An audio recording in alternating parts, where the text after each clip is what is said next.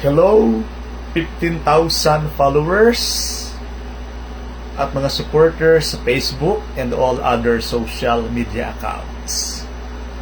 Nonong S. Revealer po, nagla-live, nagbibigay po ng tula para po sa inyong lahat.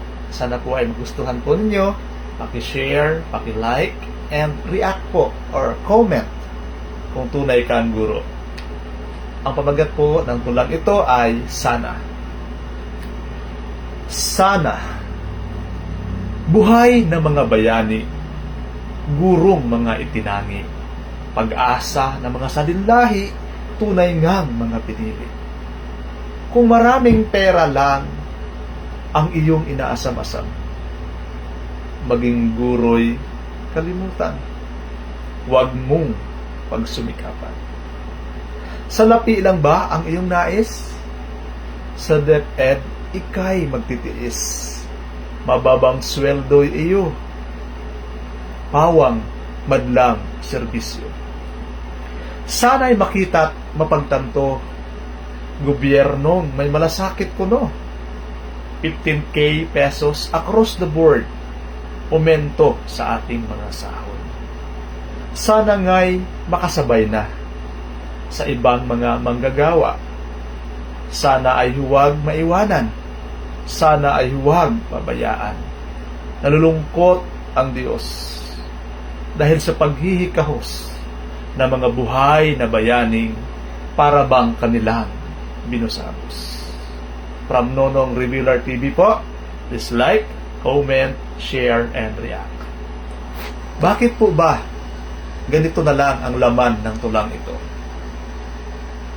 Actually po, for my 17 years in service, nag-start po ako noong 2009, founder, TIC, and until now po, 3 schools na po ang aking nalipatan, at ako po ay TIC pa rin, teacher in charge.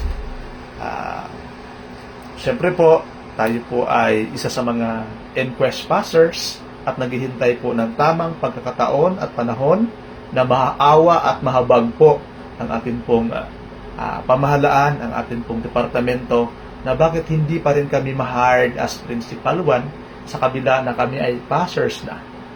Kasi nga po, sa pabagubagong mga QS, pabagubagong mga patakaran, pabagubagong mga laws or DepEd orders na dapat nating sundin at hindi natin alam kung ano po yung mga pabago-bago pa na mangyayari.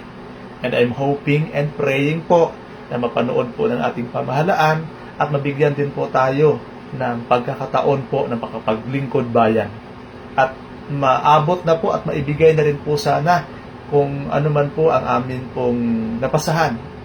Especially po itong principal's test or EnQuest na hindi pa rin po kami ma-hire kasi nga po nagbago na naman yung QS na kailangan na po ng master's degree. Ang inyong lingkod po ay 39 units, karma, at proposal depends pa lang po sa thesis. At syempre po, hindi po natin magbigla-bigla ang mga eskwelahan na tayo pagbigyan ng diploma meals na ko. Huwag po yung ganon. So, once again po, nagpapasalamat po ako sa patuloy po ninyong pagsuporta sa mga contents po ng Nonong S. Revealer TV. Ang ating pong Facebook and ating YouTube ay patuloy pong nariyan. Pasensya lang po sa mga tao po na nasasagi yung inyong mga relihiyon. So, hindi po natin hangarin yun, nasagiin ang relihiyon ninyo, kundi ang atin pong inaangat po ay ang katotohanan na magpapalaya sa bayan.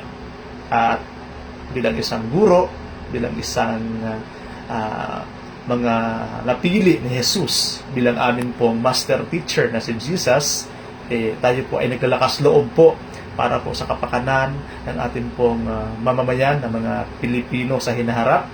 Kasi nga po naniniwala po tayo na itong global warming and climate change, ito po ay paparating na impyerno na dapat pong maiwasan sana kung pwede lang.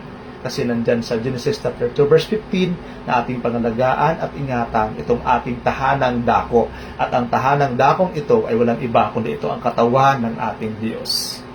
Maraming salamat po. God bless at ingat po tayo.